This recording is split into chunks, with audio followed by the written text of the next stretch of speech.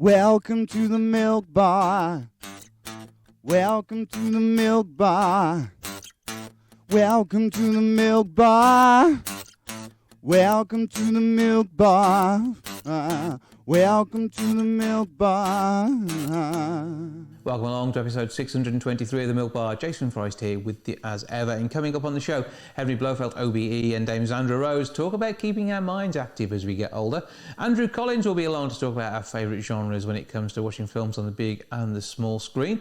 We'll be having an natter with Peter Chant all about Festival at the Edge, which is on the way in July, and a great storytelling and music event not too far away from us here. We'll be hearing from Mickey Stuart about how Scare Track are following what's going on when it comes to the brilliant scare attractions across the UK that are starting to open up again. Adam Millichip lets us know about the TWS Sports podcast, and we talk charity fundraising too. That's all on the way here on the show this week.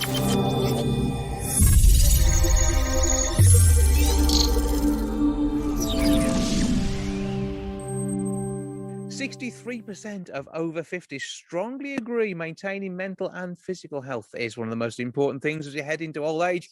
Two sprightly young things who may be a little bit senior in years are Henry Blofeld, OBE, and Dame Zandra Rhodes, fashion designer. Good afternoon to you both. Good afternoon. My dear old thing.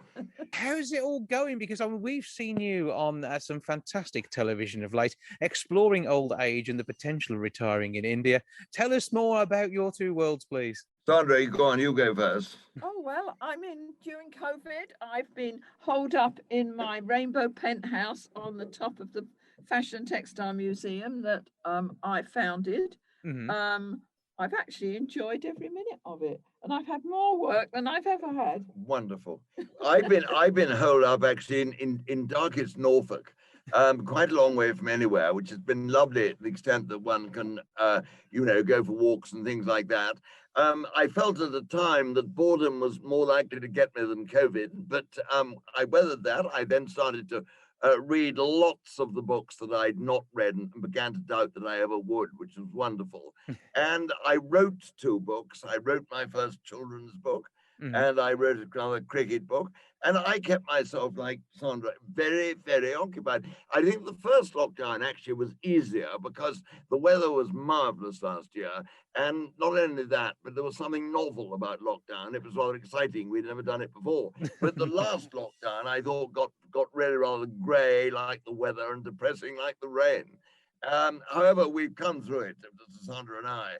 She is designing these wonderful clothes, and I wear colours too to try. Yes. I don't want her to have it all her own way. So, Zandra, then, have you got anything in mind to design for Henry to wear? Do you think that you could come up with a full outfit that could impress with him?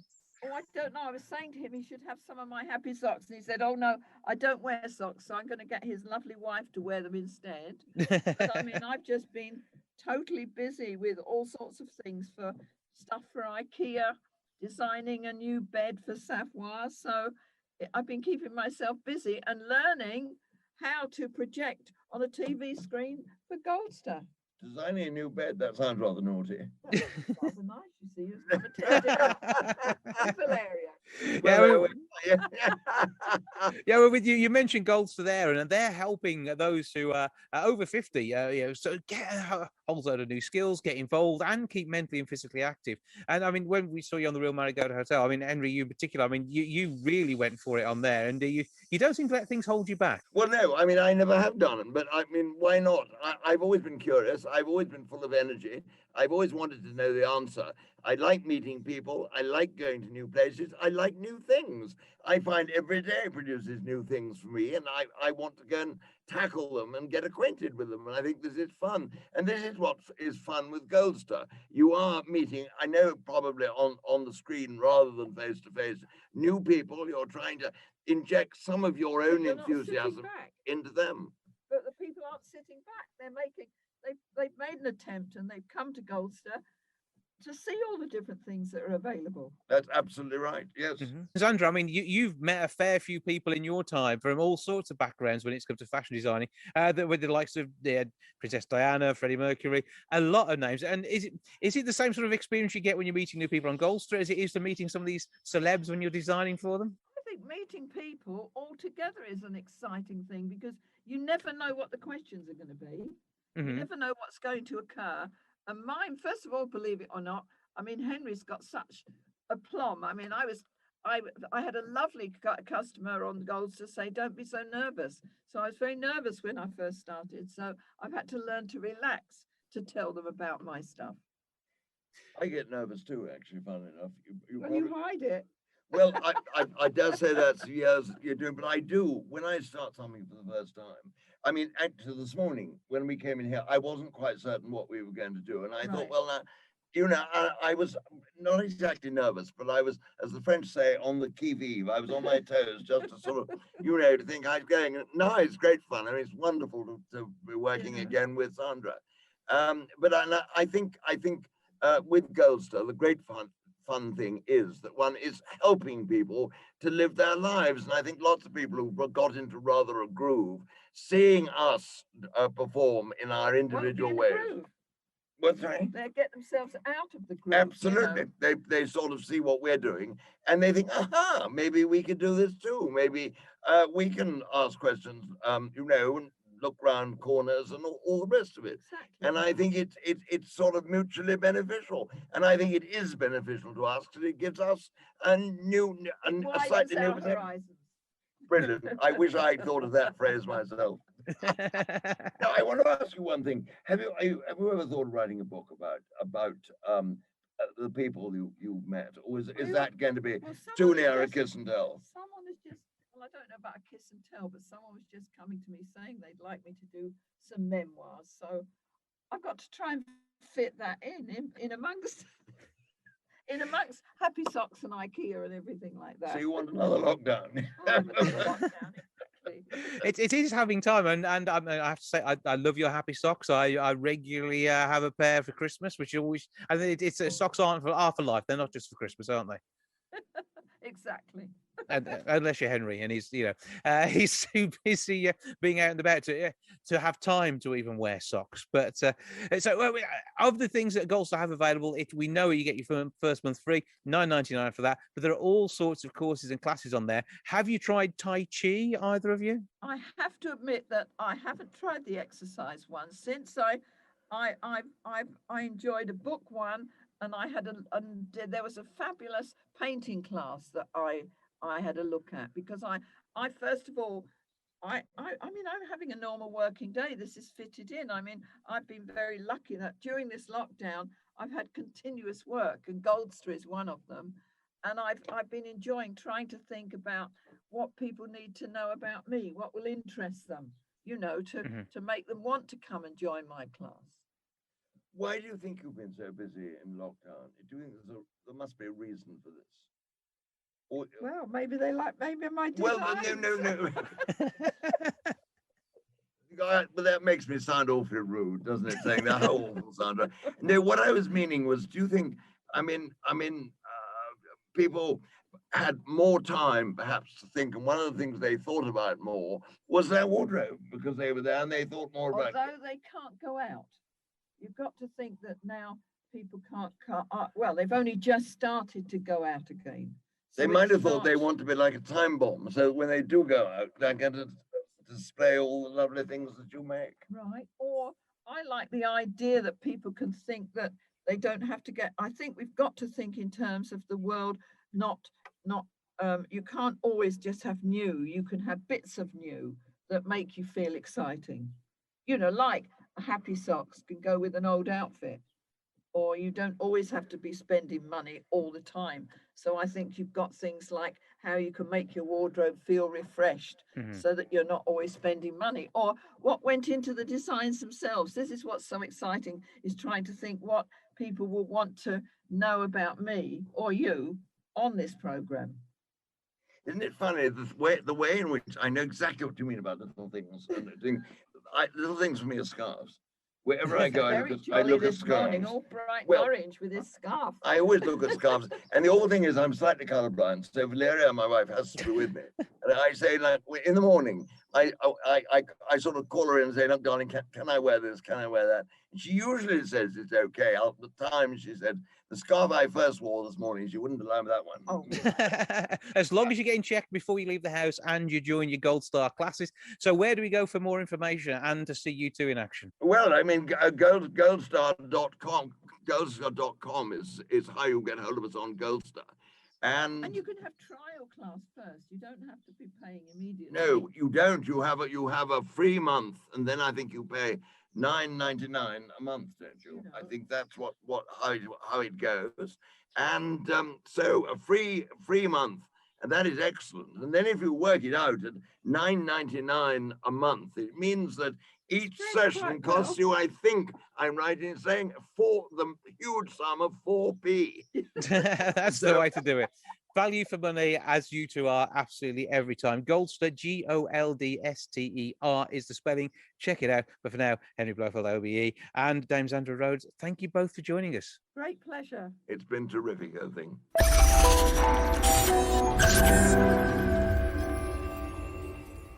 On the 16th through to the 18th of July, the festival at the Edge is going to bring some wonderful storytelling to life. To tell us more, somebody who's a real-life storyteller, Peter Chant. Hello, sir. Hi, Jason. How are you? I'm all right. Always good to catch up with you. And there's always a lot going on in your world. And I know that you've been absolutely flat out over recent weeks. Yeah, it's been really busy, not only with my own work, but also with getting the festival ready. We're on a brand new site this year, Jason, so everything that's associated with, plus obviously getting the site safe and welcoming for everyone who attends as well, artists, volunteers, audience members, and our team as well. So yeah, it's full pelt ahead at the moment. So where did the Festival on the Edge story begin? Well, Festival at the Edge originally started in Much Wenlock, 92, I think it was. So we're the oldest storytelling festival in England, and this is our 28th edition. Mm-hmm. So we didn't run last year for obvious reasons. So this year we're at a brand new site in Hopton Court, near Cleobury Mortimer. It's a beautiful site, and we really made welcome by the locals in Cleobury Mortimer and Hopton Wafers, the little village itself. And we're really excited.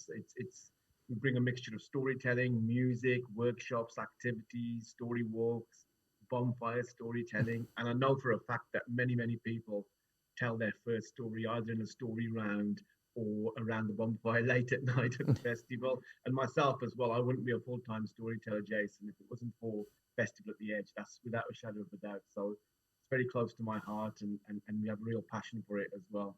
Storytelling is something which is across the globe. Every culture has a way of bringing stories to life, sometimes in different ways, and obviously with technology that's allowed things to expand somewhat over the last century or so, but it isn't something which sort of began when people started doing radio plays. It is something which has been, as you say, maybe around the fire of the evening when food has been taken.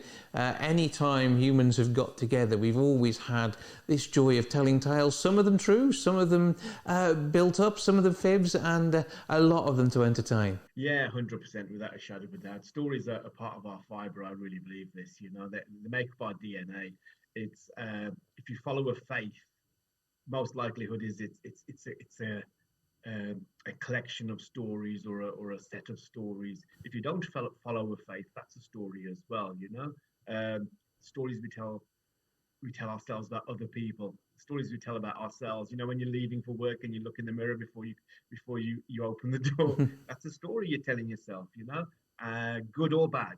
And so I think, yeah, those family stories about the uncle or the auntie that doesn't get invited to any of the do's. Every family has one of those stories, you know, that nobody ever mentions. So yes, stories have been part of us since we started. You look at the earliest cave paintings. You know, I was doing a workshop the other day for members of the NHS Leadership Academy in the Southwest, and we were talking about the cave paintings, which are probably one of the earliest sort of illustrative sort of examples, I suppose, of people making sense of their life or wanting to leave a record of their daily sort of doings. Mm-hmm.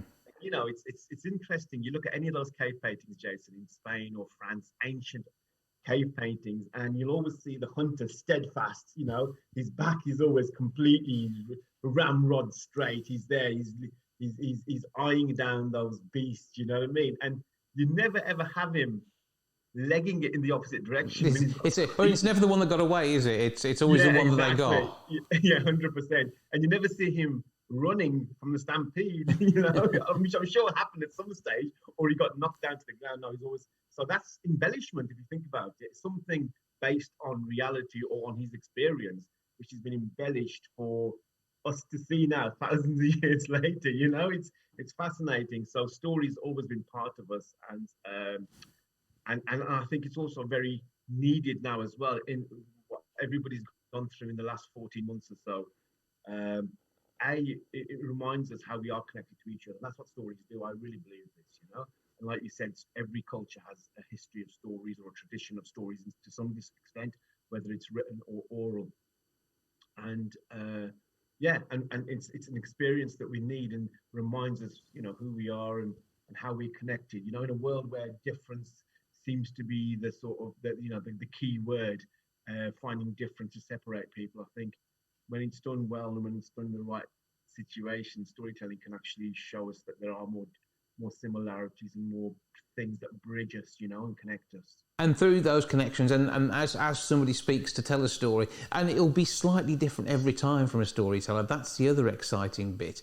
You know, there is so much that comes across. And it is on the edge of your seat thing. So Festival at the Edge is it's got two meanings at least. Yeah, exactly. Yeah, because originally when we started, we were near Wenlock Edge, so obviously that had but now where we are in, you know, we're sort of at the edge of Shropshire. You know, it's so there's always, and also it's you know, it can be an analogy for so many different things as well. You know, and like I said, we're getting the site ready, so we're currently sort of in the midst of our first ever crowdfunder as well, Jason, which is really helping us as well to make the site ready. We didn't want to put prices up this year at the festival, so we're hoping that people's donations will help fund all the extra costs of making the site ready, which we're all living with now, with extra hand sanitation, distancing, and all that kind of stuff. Mm-hmm. So it's strange times that we're living in, but you know, there's still an urge for people to communicate and for people to listen and exchange ideas, and I think that's really important. So if your good listeners can support us at crowdfunder, it's just FATE, which is the acronym obviously for Festival at the Edge, FATE 2021. It would be brilliant if they could support us in any little way that they can. Yep, absolutely. If you can put something into the coffers to help get the site ready and get people ready, and the end of communication, togetherness, and for those who go and they can sit around and tell their tales around the campfire after the main part of the event. But it is still all part of the event, isn't it? It is telling stories, and as a storyteller, like anybody who's a comedian or magician, you get obviously someone will always come up to you. You tell them you're a storyteller, and they say, "Tell us a story," and you know it's having that sort of thing on with him. So I'm going to do that to you in a moment or two's time, because I expect nothing less whenever we have a conversation to be able to have a little bit of a magical tale. But you know it is. You don't have to have something prepared if you're just going as a patron to the event, but everybody does have a story to tell. Everybody does have a story to tell, yeah, and it's like I've been going to the festival since '99. I'm as you know, I'm from Wolverhampton, born and bred. I'm a city lad, you know, and I didn't know what to expect when I got there, up there in the Shropshire Hills, you know. It was so far removed from my experience and my reality and my life. When I got there, I was just like, I was stunned, you know. I was thinking, this is what I've been waiting for, and it did really change my life, you know. And 5-6 years later, I gave up a full-time job with regular wages to become a self-employed storyteller. And now, 16 years in or whatever it is, I'm still doing this job, and it's incredible. We all have a story to tell, and sometimes that story comes out easily, and sometimes it takes a little while longer for that story to come out. But we all have a story to tell, and we all have a story to listen to as well, you know, to try and understand each other a bit more. And stories can be so many things, as you know, Jason. You know, they can be thoughtful, they can be wisdom tales, they can be scary stories. Nothing wrong with that as well, you know. It's great to go. There's nothing better than being around the bonfire at the festival at the Edge at night and sort of having just listened to some brilliant storyteller like Taffy Thomas in the daytime, or Daniel Morden, or some great music from people like Roman Reingans, who's who's a brilliant musician from Germany, who's doing a piece this year, Dispatches from the Red Dress, which is about her grandmother's youth in 1940s Germany. You know, it's an amazing award-winning piece. So there's nothing better than having a great day of listening to professional musicians and storytellers, and then around the bonfire suddenly thinking, you know what, I had a story that I heard years ago from my grandma or my granddad or you know, or somebody used to tell me bedtime stories, and then you just come out with a story, and I've seen that so many times over the years. Suddenly somebody gets up who's never told before, suddenly the crackling of the fire, the crisp night air in the countryside, and then suddenly they'll come out with a little wee 5-minute story, and everybody will go, wow, where on earth does that come from? And that's isn't it nice to be surprised by human beings in the cynical 21st century of social media and sort of, you know, and trolling left, right, and center, that we can still be nicely surprised by each other. I think that's really important. Mm-hmm. Well, okay, so I now will push you to bring us a 2 to 3 minute tale, if you'd be so kind, just to set the scene for Festival at the Edge. Okay, fantastic. So there's an old guy. This old guy's walking through the forest. And as he's walking through the forest, he's got a staff, he's got an old cloak over his shoulders and a little bundle with bread. And suddenly he comes across Monkey. And Monkey sees him, and Monkey says, "Oh, welcome, Maharaj, Maharaj, Maharaj." He says, "Blessings, salutations." He says, "What are you doing in our forest?" He says, "Is there anything that I can do to make your journey easier? It's such an honor to have an elder in our forest." And the old man says, "Well, yeah, I've been walking for a while. I'm a bit thirsty. Could you help perhaps quench my thirst?" And Monkey said, "Yeah, no problem." In a second, off he was amongst the trees, plucked the juiciest, ripest mango and brought it back. And he says, "Here," he said, "it's delicious." He says, "You know," he says, "you squash all the pulp inside, then you suck it out." All that juicy stuff. He said, "It's great, because in India, we obviously suck mangoes. We choop on mangoes. We don't eat mangoes." He says, "That'll quench your thirst." And the old man put it in his bag and he said, "Thank you." He says, "Would you like to walk with me for a while?" And Monkey said, "Of course." So there's the old man, there's Monkey. Who do they come across next? Fox. And Fox once again is excited. He says, Maharaj, welcome to our forest. Is there anything that I can do to make your journey easier?" And the old man says, "Your friend Monkey here," he says, "has given me a delicious mango to quench my thirst. If you could perhaps get me something to just take away the edge off my hunger, I'd appreciate it." And no sooner has he said the words, Fox remembered that a little while earlier, he'd seen a fish lying on the riverbank. So he retrieves the fish and he says, "Yeah," he says, "once you've cleaned it," he says, "you know, a bit of masala, a bit of ginger, garlic, chilies," he says, "all the good stuff, and just nice bit of butter on it, and just cook it slowly. It'll be delicious." And he hands it to the old man.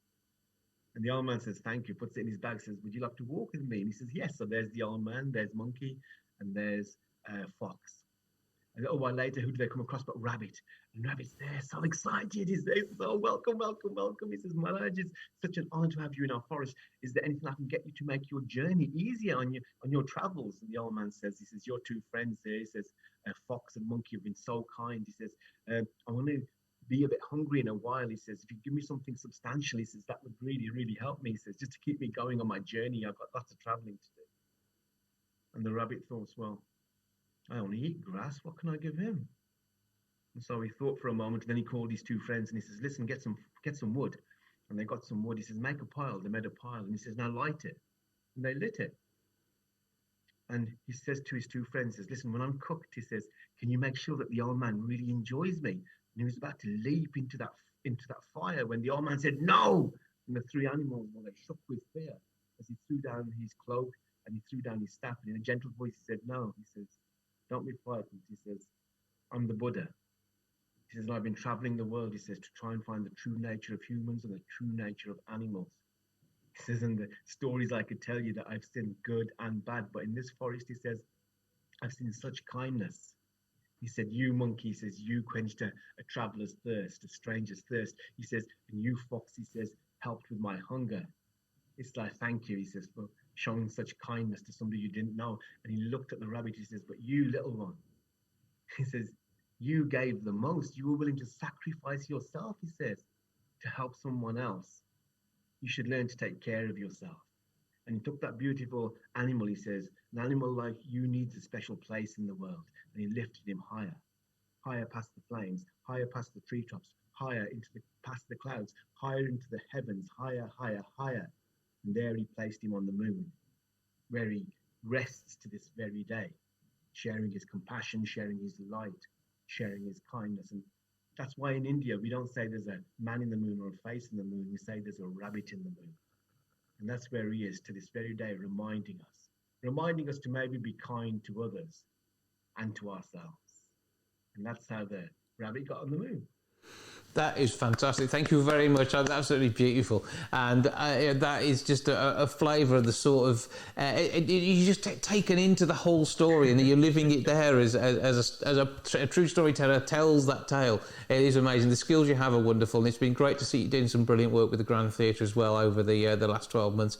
Long may that continue. We look forward to seeing more of what you do. If you're looking for the crowdfunder to help with the festival, you're searching for Fate 2021. Where do people go for tickets? festivalattheedge.org, and all the information's there about the artists. We've got some fantastic artists, not just storytellers, musicians as well. Like I said, like Pete Morton's there as well, who's well known, I think, to our Wolverhampton audiences, and workshop leaders, and we've got a herb walk, and just so many interesting things. So yeah, just check out our website, festivalattheedge.org. And if you can support the crowdfunder, that would really help, even if it's only a few quid. As they say, every little bit helps, and we've got another 3 weeks or so to go, that crowdfunder, and just to make the site safe and welcoming and just have a beautiful festival, hopefully the best Fate ever, our 28th edition. So thanks for having me on the show. It's always good to speak to you. Thank you for joining us. Thank you for the tale, and we look forward to much more of that in the not too distant future. Peter Chan, thanks again. Thanks, Jason. Thank you. Somebody who I know from all the charity work that he's done for a particularly long time, although you wouldn't know it judging by the look of him, because he still looks so sprightly, is Suresh Bawa, who joins me now for a bit of a chat. Hello, sir. Good morning, how are you? I'm good, you all right? Yeah, I'm fine, thank you. Fine. Looking forward to a sunny day. Well, that's it. We like a good bit of sunshine. And, I mean, you have been out on the road doing all sorts of things of late, raising funds for charity. So give us a bit of your background to start off with, because this does go back for a little while longer than you probably care to remember. Yes, and you are asking me to go into the dark distant past, but 20 years ago, February the 21st, 2001 it would have been, we had an idea to set a charity up, and it the whole piece was about making a difference, yeah. And at that time, business was going well, and we thought to ourselves, what could we do? It was myself and Steve Walker, who's a co-trustee of Promise Streams. And very simply, it was all about putting smiles on children's faces. And then 20 years on, just over £3 million and probably 3,270 odd families. We feel that collectively we've achieved that goal. And it's been a tough time in the last year. But yes, it's been a massive achievement. Not just for ourselves, but all the families and all the people that contributed to that journey as well. So it's been fun, it's been sad, as you can imagine, along the journey. But the overarching piece is that we have collectively made that difference, which I think is so important. Yeah, and it's been good to be involved in events with you in the past, and I hope we can do something in the not too distant future. But the importance over the last 12 months has been higher than absolutely ever before, and it is what you do and the way you do it, and it can be anything from making sure that somebody's got the type of bed they need to be able to live their life at home when they've got some sort of terminal disease, through actually, through some of the fun things too. Yeah, no, 100%. So I think the beauty of a child is, what's the vision of a child? What does actually put a smile on somebody's face? Our first dream was a hamster. Mm-hmm. And it's as simple as that.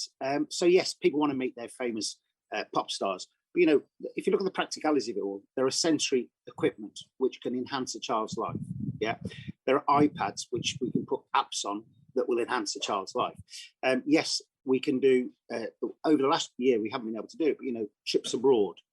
Everybody wants to meet Mickey Mouse, and I think most of the parents do as well, never mind the children. Right? So it's a case of creating, enhancing the ability or giving the ability for a child to turn around and say, yes, this is what I want to do. So one of the ones that touches me is, over the last year, we just had a very simple one. We have fast track dreams, where we know the child's going to pass away, unfortunately, was a family that collectively just wanted a portrait of a child, a painted portrait. So, you think to yourself, how can you make a difference? I always say, a child's smile. We're all parents, we're all brothers, we're all sisters, we're all uncles and aunts. So, we're touched by children in many, many different ways. But coming back to the point about us 12 months, it has been the most challenging 12 months, not just for Promise Streets, but for every charity in the UK.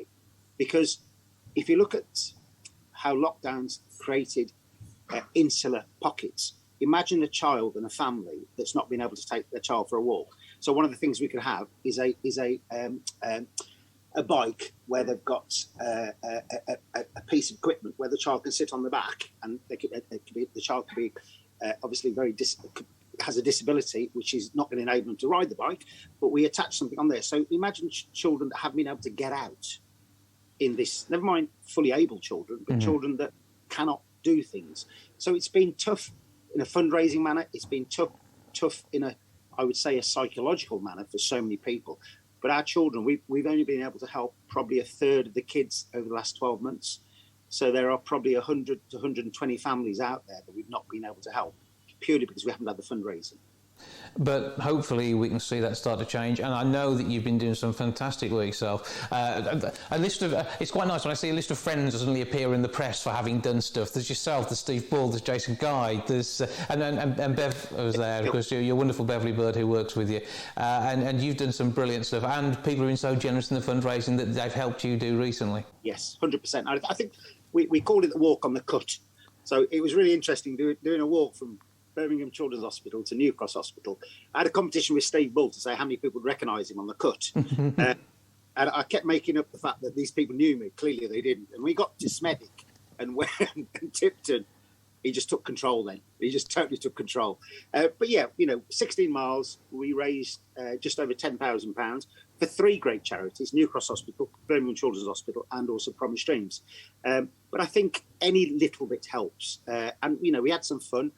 We had a few problems. Steve's knees, as you can imagine, playing football.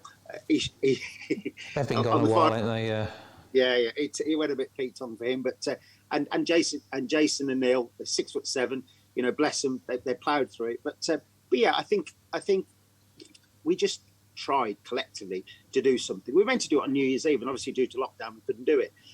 But yes, it was just it was a fun way of putting something back. And I think as long as we can do that, then we're achieving our goals collectively. Well, it's about fundraising, it's about profile, it's about getting the message across that these kids are out there needing help, and they may be disabled, they may have a life-limiting condition, and Promise Dreams is there to make things that bit better for them, which is what counts. And that's you say that the families enjoy visiting and meeting Mickey Mouse. Well, to be fair, what they've gone through to help their kids every day, they deserve that little bit of respite too. Yeah, no, 100%. And I think as you said, hopefully post June, July, the problem we have is we can't plan events at this present time. We actually don't know what the future looks like. So we are planning. We've got an event at a local restaurant where we hopefully get 70 odd people together. We've got a gala dinner that we're looking to do. I've got a golf day that I'm looking to do in August. But in reality, it's not with the certainty that we had before. We're very cautious. We're very mindful. We're very aware of the challenges ahead of us. But we endeavour collectively. And the team is only a small team. I've only got 2 people at Promise Streams. I think what people must realise, we are a very small charity. Yeah. We just seem to fight above our weight. We seem to get out there with massive profile and support with some great patrons: Susie Perry, Don Goodman, Steve Bull. They have been absolute legends, and I mean that. And I know everyone thinks Steve is a legend, but they've been absolute legends to support our charity over the last 20 years. So, we are trying our best to do the best we can in challenging times. Absolutely, and you do nothing other than the absolute best for those families, the kids who get that special moment. And, it's so good to continue to see what you're doing, and I applaud you and all the team for that. You're a great gang. No, I'll be honest with you, I applaud everyone that's supported. We have some silent angels in the world. That I always say that giving is good, but giving is not by invitation. We have to decide what we are as a core individual before we decide what we want to do for other people. But we've had some great supporters over the last 20 years, some awesome people that have gone far above the call of duty and done fantastic things. So if it hadn't been for them, that sit there and knit little mittens for children, and I'm talking about some fantastic people that have done some awesome things. And for me, it makes me wake up every day thinking there is good in people, there is kindness in people, there are people that actually do want to give, and that's such a lovely feeling when you meet the families, when you sit and meet the families and meet the children. It's very humbling, but you've got almost like an army behind you that are doing their best to make sure that smile for a child occurs. And that smile for Grandad occurs because Grandad's sitting there. I always say the siblings become surrogate mums and dads. Mm-hmm. The terms of our charity are very simple. When I wrote the terms of the charity, was to help terminally and seriously ill children and their families. And I think it's very important that we understand that we've not just helped the child, but we've helped the families as well. Mm-hmm. That's actually vital work and means so much to so many people. I can get to say thank you to you for what you and the team do. I know that you're not doing it for that, but that's part of it. But where do we go? Because obviously you need that support without being able to run regular events to be able to make a difference to those kids' lives. What do we do? How do people donate? Well, look, we've got our Just Giving page, which is live 24/7. Go to www.promisestreams.co.uk. But look, going back to work, everyone's been working from home for the last God knows how long. A lot of people are working from home. We're going back to work and just doing a dress down day. Simple as a dress down day. Mm-hmm. Yeah, just deciding on that you want to do some things. A lot of people have got back into fitness, cycling, walking. Gosh, my dog is so annoyed with me now when I get because I'm just walking the dog all the time. And she goes, "Not again, Dad, not again." But walking. So, if you took a challenge. So this year, simply, I took a challenge for myself that I'm going to walk from Land's End to John O'Groats in 365 days. Yeah. And I just log it every day. Mm-hmm. I just log it, and at the end of it, I'll just make a donation to 3 charities. I'll do New Cross and I'll do BCH and I'll do Promise Dreams. But I've not, it's just my personal challenge. I've just thought to myself, gosh, if I can walk that's like breaking it down over the 12 months. That's my challenge. So I think you can find your own way of giving, and it can be £5 and £10, because let's put it into context. That portrait cost me £55. But I'd made an absolutely massive difference to that family, and that's the thing that counts. And it's the look in their eyes when they see this happen for them. And it's often about having someone to facilitate it for them. That's the important thing, and that's again where Promise Dreams comes in. Yes, and they can apply online. We daily ask people to apply now, because hopefully over the next 3 to 6 months, fundraising will start coming back, and we'll be able to help more families as well. So yes, so giving in any form, shape, or manner, fundraising, as a proprietor of a business, as somebody that owns a business, just collectively get people together and just say, I've got 20 people that work in the business. They could all donate £10. That's £200. That makes a difference. I have to emphasise that it doesn't matter about the amount, because little bits add up. Mm-hmm. They add up. So yes, any way that people do fundraising, I said, doing a sponsored walk or a sponsored dress down day, and just taking it upon themselves, and I come back to it. I've been fortunate enough to work with so many beautiful people over the last 20 years in the charity arena, and I genuinely believe people are good and they want to make a difference. So if it is £10 or £20 or £30, just go out there and do it. And I'll be honest, it doesn't have to be Promise Dreams. Just do it for a charity, because we're struggling. But rest assured, many of the charities are struggling as well. So just go out there, and it just makes you feel good. It just really makes you feel good. Yeah, absolutely. Well, Suresh Bawa, Promise Dreams, thank you for joining us. No, it's an absolute pleasure. Cheers, thank you very much, and have a good bank holiday. Enjoy the sun.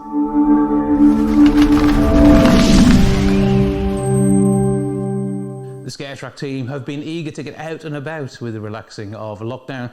Mickey Stuart joins us to tell us more. Hello, sir. Hey, buddy, how's it going? Oh, good here. And you and the gang have been off enjoying yourselves. They're starting to see a few videos online, but what is it like out there at the minute? You know what? It's nice to have a sense of safe normality. You know, we're slowly getting there now. It's been another long few months of lockdown. Obviously, we had it over the summer last year, and then we were really lucky to be able to have some sort of Halloween. Obviously, we run all year round, but Halloween is our key time.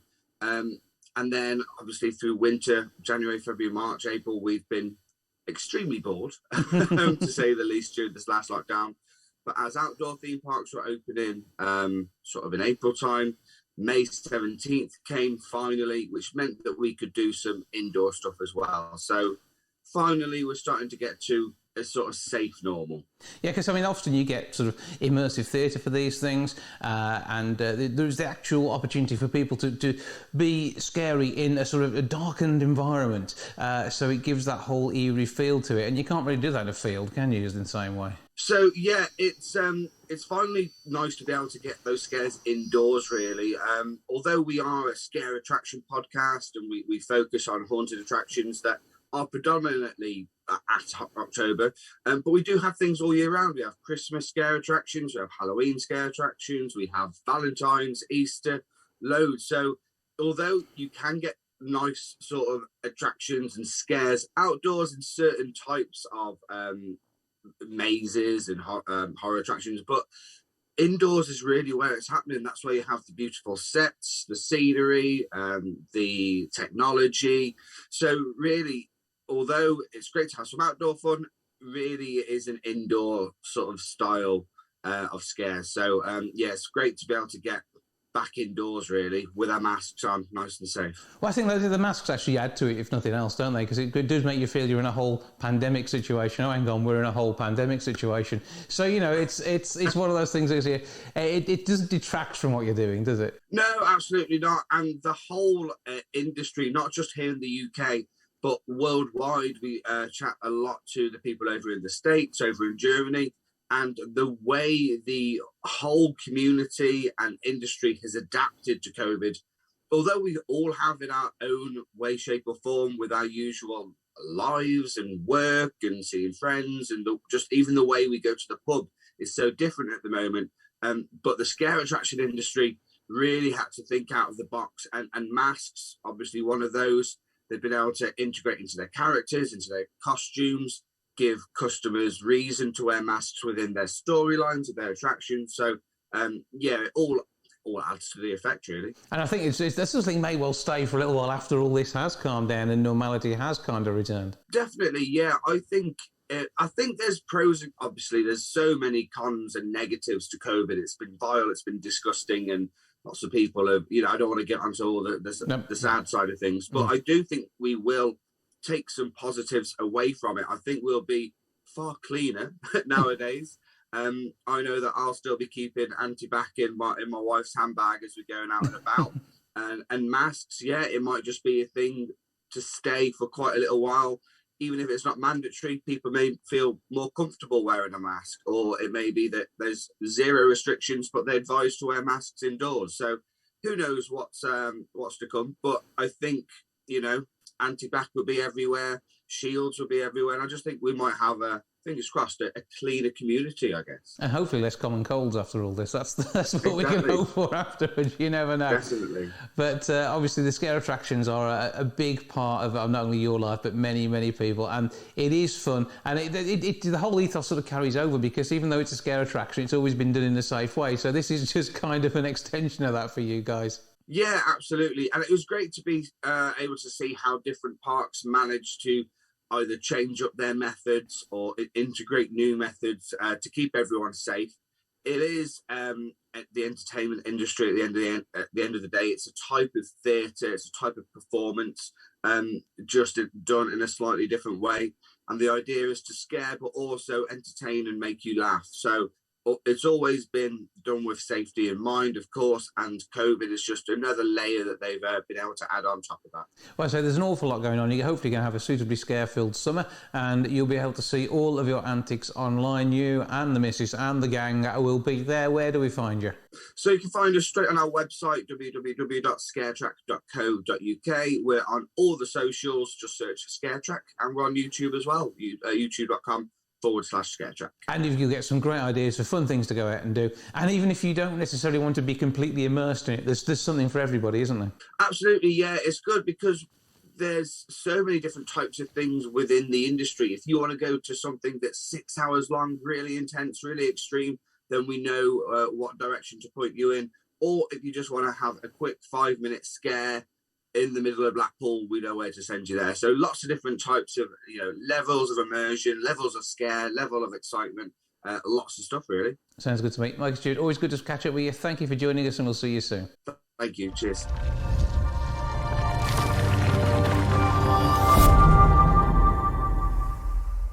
Tettenhall School are now well into their first month of podcasting with their sports podcast. One of the team down there is Adam Millichip, who joins me now to tell me more about how all this came to be. Hello, sir. Hello, how are you? I'm good, thank you. And hello, sir, is mostly what you're used to hearing when you're at school. On the grounds, you're one of the teaching staff down there. So tell us a bit about your background to start off with. So yeah, I'm recently joined Tettenhall School, actually. So I've been a special needs teacher for nearly 10 years now, but pretty new to Tettenhall School. So I joined in September. It's all going really well. It's a fantastic school, fantastic students, fantastic staff, and I'm really enjoying it. And you're bringing teaching to those with autism, and this just basically means it's teaching, but from maybe a slightly different angle to how you'd approach it normally. So what sort of things do you see differently to Tettenhall Wood to maybe teaching in a school which is more mainstream? So yeah, it's obviously very different in terms of the children have a lot more structure, a lot more routine. Communication is a big challenge for lots of our students. So making sure that everything's differentiated and kind of appropriate for the level of learning. But yeah, it's a fantastic job. And every day is completely different. All the students are very unique in their own way, fantastic students to work with. And it's a very, very rewarding job. Mm-hmm. So I really, really enjoy it. So how did the sports podcast come about? Because this is a chance for them to express themselves through interviews and conversation, as well as being passionate about something and an area which obviously you're passionate about as well, because you work within the PE team. Yeah, definitely. We've had some fantastic guests. So far we've had Jamie Newham, who's a rugby player for England, Johnny Owen, who's sort of actor and host of sort of Talk Sport Radio, and you say Dave Edwards. We've also got coming up Ty Woofenden, who's a 3-time Speedway World Champion, Nigel Owens, who's a rugby referee, Joe Hart, ex-Shrewsbury Man City goalkeeper. We've got lots of good guests coming up, and hopefully as the podcast progresses and word of mouth spreads, we can get more and more guests. So yeah, I think it's, as you say, it's unique in the fact that it's children with autism doing the questions, so the questions are slightly different. And I think that's what the feedback from the guests have been, that they're questions that they don't always get asked, because I think they find that from the mainstream media, they get asked the same questions over and over usually. But the questions that we ask them are slightly different and a bit more in-depth. Maybe it's more to sort of personal life and growing up and their hobbies and interests. Mm-hmm. So it's a slightly different interview, which I think people are enjoying.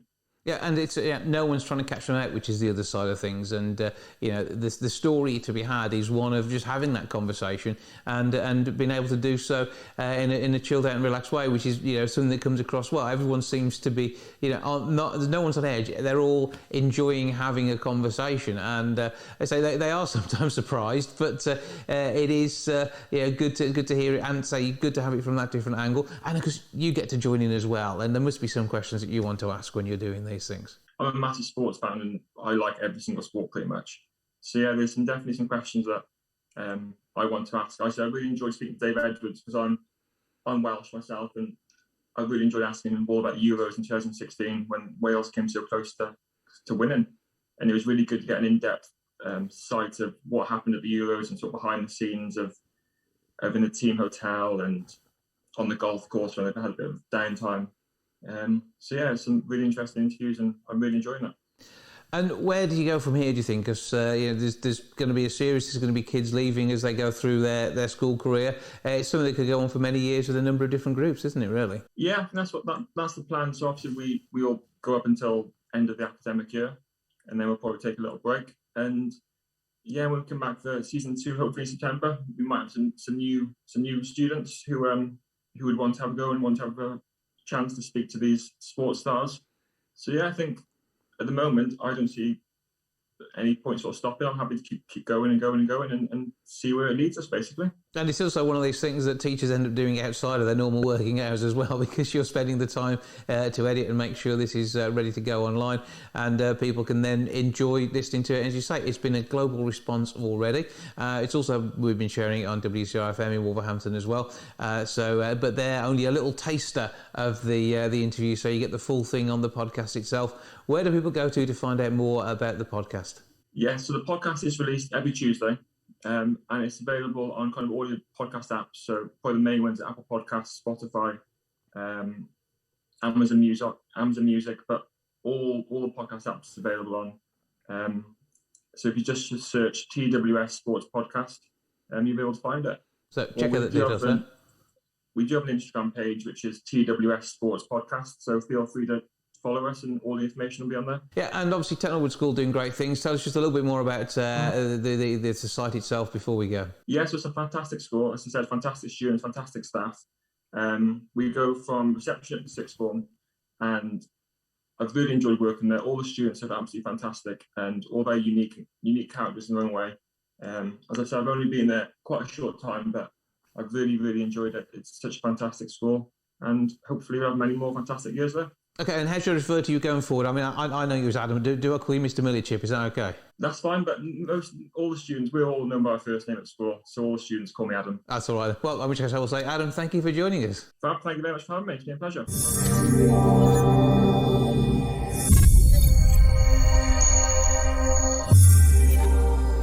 We all love a great movie, and the best of those are comedies.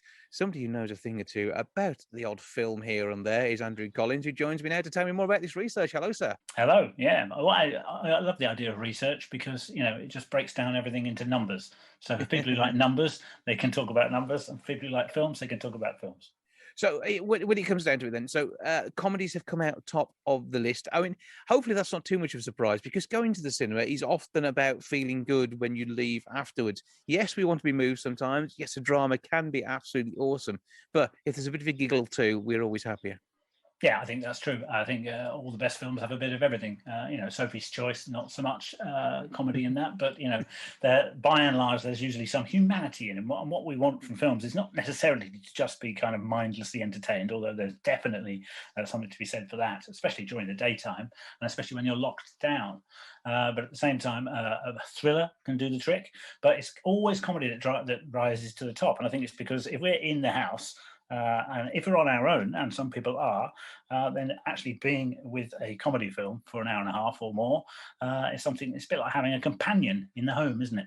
It is, and one who's going to entertain you and put a smile on your face. But I mean, we still love our heroes too, because I know top of the list when it comes to our action heroes is James Bond, and 22% of people saying that's who they are. They want to identify with, really, don't they? They want that to be them. Yeah, and then because he's been so many different actors over the years, and it's likely to be another actor within the next, he's kind of more than just a companion, isn't he? He's somebody who's always there. He's always the same age. He's always effectively as brilliant as he was last time. And I was grown up taking to the cinema. My dad would take my brother and I to see the new James Bond film. And so the first time I saw a film would have been the Jungle Book, the Disney's Jungle Book, when I was very young, and I was slightly scared by the dark. And then we were taken to see pretty much every James Bond film from thereafter throughout my brother and I's childhood. So it was an excellent way. It was like a babysitter, James Bond. That's what I think, a really dynamic babysitter. Well, for me as well, I mean, I was taken to the cinema by my dad. My first film that my dad took me to see was Star Wars, and Darth Vader actually comes out there in the most popular, or at least unpopular, villains. Well, popular, I think, because he makes people who have asthma feel a lot better. It certainly helped me through that ailment. So it tells me that you're younger than I, because the first film you saw that had a big impact was Star Wars. I was not that far behind or in front of you. And Star Wars was the first film that I saw with a fellow pupil from school. I asked her out and said, would you like to go to the cinema? This was a massive deal for me. She said yes. So we were taken by, I think my dad took us in his car, dropped us off at the ABC in Northampton, and we saw the film, and I don't remember much about having conversations about it afterwards. I think I was just dazed by the whole thing, and still am. Well, yeah, I mean, it was an amazing movie. I was was it 77? So I'd have been about 5 then, and so it's amazing to take in. And I think that's the spectacle of cinema that really makes a difference. And now we've got IMAX as well, and you're getting to see things so clearly. But when it comes then to watching these things in our home, it's getting someone to curate those for us, so we can enjoy what's coming through. Because I mean, throughout lockdown, we've been clicking on things and watching stuff streamed, but there's still a lot to be said for having somebody else suggest to you a program of films, so you can choose the same way as you would do at the cinema. That's true. I find in our house, if one of us has seen a film and the other hasn't, rather than say, "Oh, I don't want to sit down and watch that again," if it's really good, you'll want to sit down and watch it again with somebody who you know is going to love it, because you know what their taste is like. So if there's 2 of you in the house and one of you has seen a film, it's brilliant proof that the film is good if you can watch it again and just kind of enjoy the other person watching it. So that's what I find anyway. That's all good. And I like the fact that when you're watching at home, you can get the snacks in and you haven't got to remortgage anything to do so. And there is a survey figures on this as well. I'm loving this survey. It's rather good. 40% voted for crisps as their favourite film snack. Popcorn came in at 34% alongside sweets. Fizzy drinks at 27%. But wine is an easier option when you're at home too. Yeah, wine and beer do all right, but I think people are just thinking, right, if I'm going to watch a film, I'm going to have a beer or a wine if they are your particular poisons. And so I don't blame anyone. I was surprised to see cereal is an unusual one, but then cereal, which is only 5% of our eating tastes while watching films, apparently. But cereal's a bit messy. I mean, I've just ate some cereals, because you eat cereals throughout the day. They're an all-day food, aren't they? That's the whole point. And I think cereal is not good, because you have to look down, you have to aim a utensil going into the mouth. But I'm somebody who eats dry cornflakes, so I could eat them like crisps. And that works. It works. I have a cup of tea and some dry cornflakes. I have milky tea as well, so it works wonders. It's absolutely brilliant. So okay, the milk and the tea does the job. Okay, I'll let you off. I can do that during a film. Okay, so I mean, but when it comes down to some of the classic films out there, have you got a particular favourite that you insist on sharing with your friends and family whenever you can sit down and watch a movie with them? Well, it's difficult for me in a way, because if I'm really forced to choose, I would choose Apocalypse Now, which is a very long film. You're going to get through a lot of crisps in that one. Yeah, it's getting on for kind of 3 hours. It's an odyssey set in the Vietnam War, for people who don't know it. Brilliant film, but at the same time, it's not going to be for everyone. So I prefer to say you've got to see this film. Everybody could watch this, So I wouldn't force people to watch Apocalypse Now, because it's quite bloody and difficult and complex, and that's all right if you're in the mood for that. But we've got some fantastic films coming up on Great Movies. For instance, Baby Driver. Now, Baby Driver is only a couple of years old. It had a kind of reasonably kind of low-key cast. It was directed by Edgar Wright, who made the films, the Cornettos trilogy, with Simon Pegg and the same actors. And he has made this chase movie, which begins with a chase, and it's a heist, and it's a bank heist. I'm giving nothing away by telling you this. But the actual escape with this driver, he's called Baby because he's very young and he has tinnitus, so he has his headphones in, so he has music playing in his own head the whole time. And the gang come out with the loot from the bank, and they jump in the car and off they go. And it is it's a real proper old-fashioned car chase. So I highly recommend it. That's Baby Driver, and that is on Great Movies. So you must watch that if you haven't seen it already. Yeah, because you've got quite a choice of great movie channels. You've got Great Movies, which is on Freeview 33, Sky 321, Virgin 425, and Freesat 202. And these numbers go up incrementally around the same sort of number. So I will shout them out. Great Movies Classics, Freeview 51, Sky 319, Virgin 324, and Freesat 303. On top of that, Great Movies Action, that's Freeview 41, Sky 323, Virgin 46, and Freesat 305. Hopefully you're taking notes. And on top of that, they've got Great TV as well, with some of those TV classics too. Freeview 49, Sky 157, Virgin 189, and Freesat 142. So there's some massive shows and films on there. And so it's that curation as well, because somebody else has gone, that's a great thing to watch. Yeah, I mean, there are people around. I mean, it was a big movie, Baby Driver, but maybe not as big a movie as it could have been. And if you just say it's that film where they have a bank heist at the beginning, and instead of driving away with the other thieves, the driver backs away. And so you've got a reverse car chase right at the beginning of the film. And this is right at the beginning of the film. And it's set to this incredible rock and roll tune.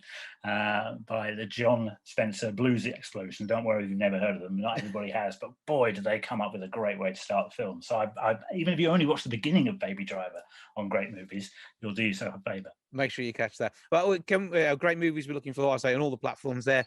Anywhere else we can go to for more information? Is there a listing online? Well, I mean, you've already done my job for me, basically. Yeah.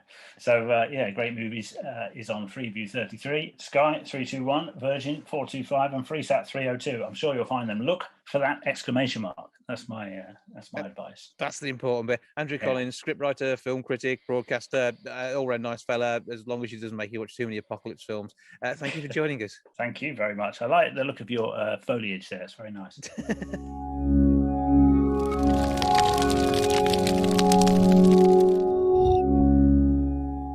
Well, that's all for this week. Thank you so much for joining me. Back with episode 624 next week. I'll see you then. Ta-ra for now. Goodbye from the milk bar.